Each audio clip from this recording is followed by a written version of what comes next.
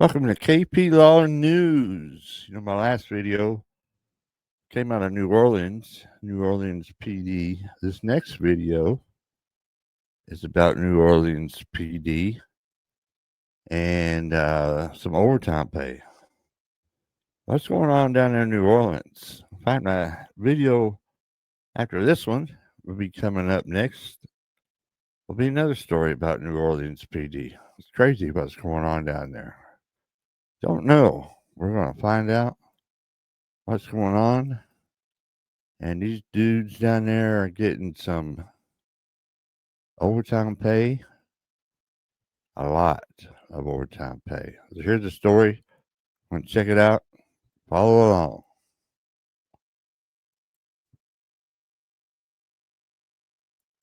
$245,903.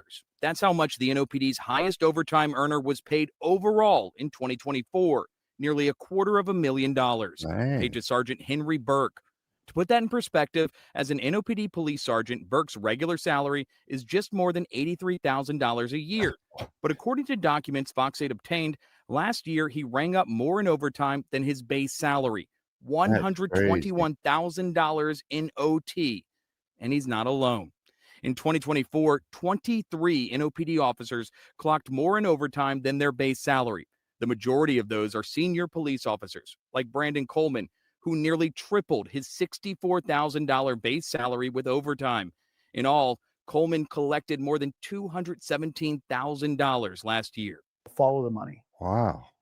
Follow the money. When you don't have have a officers, system to they start stop going that? over 160, 180, $200,000. It is extremely difficult to get there. Forensic scientist and NOPD watchdog Skip Gallagher has been tracking NOPD overtime for years. He believes some officers on the force could be padding their timesheets. The pay Same. records scream this. They absolutely scream this. Every time an officer clocks over 200,000, if they're not in the command structure, we should have questions about them and what they're doing with their time. Fox 8 took an in-depth look. On July 13th, our undercover camera captured Henry Burke getting into a vehicle at 2:54 p.m., then driving away 1 minute later. However, his timesheet that day indicated he clocked in nearly a half hour before that, at 2:30. Burke lives outside of Orleans Parish. A typical trip from his house to his NOPD station takes about 25 minutes. 2 days later, our camera captured Sergeant Burke returning home at 6:54 in the morning, 6 minutes before he clocked out of his shift.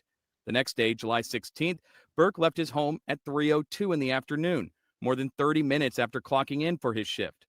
During an interview with NOPD Chief Ann Kirkpatrick last week, Crazy. she indicated Crazy, officers yes. traveling home should not be on the clock. What Right. constitutes an officer off the clock? Is it when they get home, or is it when they leave? No, the when they parish? leave, their duty hour has come to an end, they're off duty, and then they have take-home vehicles, so they drive home. They're not on duty while they're driving home. On September 24th, our undercover camera captured Sergeant Burke loading a K9 into a vehicle. Then he pulled off at 2:55, again, nearly a half hour after he clocked in, and with at least a 25-minute drive ahead before he could arrive to his district for his more than 16-hour shift. What disturbs me is that I have warned the department for more than 5 years that this is going on, and we still have this problem. You need to put credible resources towards fixing this problem. Then there's senior police officer Definitely. Brandon Coleman. Remember, Coleman nearly tripled his salary by working overtime last year, taking him from a base pay of about $64,000 to more than $200,000. According to NOPD payroll records, last year, on 146 different days, he claimed to work 16 hours or longer. Fast forward to July 22nd of this year. Coleman's initial timesheet indicated he worked a 16-plus hour shift from 6:25 in the morning until 11 that night.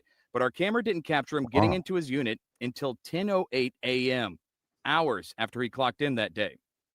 The next day, he's clocked in for what he initially claimed was another 16-hour day on his timesheet from 6:25 in the morning until 11 at night. But our video shows he didn't leave until 8:11 in the morning. Wow, it's crazy. Then on July 28th, Coleman discovered our undercover camera. Then Oh, on wow. July 29th, the next day, Coleman clocked in at 6:25 in the morning, but didn't leave his home until 7:41 a.m., more than an hour later. His NOPD SUV returns that evening at 6:37, but he didn't clock out until 7 p.m. The next day, nearly the same thing. Coleman clocked in at 6:25, but our camera showed he left more than an hour later at 7:48. That is really disturbing. And That it's is really disturbing. disturbing. Wow. Also, compounding the fact that we are in such a budget crisis and that every And he knew he was cent being matters watched at for this the point. camera he And so found. to see any level of abuse is incredibly disturbing and something that the chief has to handle. New Orleans Mayor-elect Helena Moreno says the overtime questions Fox 8 raised should be addressed immediately. There is no room for abuse. There's just not. And so any abuse that is discovered has to be absolutely cut out. I've had conversations with the chief about overtime. I've had conversations with the chief about whether there's potential abuse. I have directed her that she needs to handle this and take care of eliminating any type of abuse of overtime. During an interview with Chief Kirkpatrick last week, she indicated the Office of the Inspector General is currently auditing overtime across the department. As I said, look at all of us, do a report, give me names of people that you see are indiscretion. This is not a witch hunt, but it is truly to close this out. Let's change how we are documenting all of that. So I'm just looking for a clean bill of health here, and I think that's the best way to get to it. A lot of times people want to focus purely on the numbers, which are important, but the morale is also really important. And so and then the other thing is you don't want a system of, well, I see these men or women getting away with it, so now I'm going to start doing it. New Orleans City Council member Joe Geruso believes Yeah, it's there you go. essential to have a clean payroll within the NOPD to ensure the best officers aren't driven away.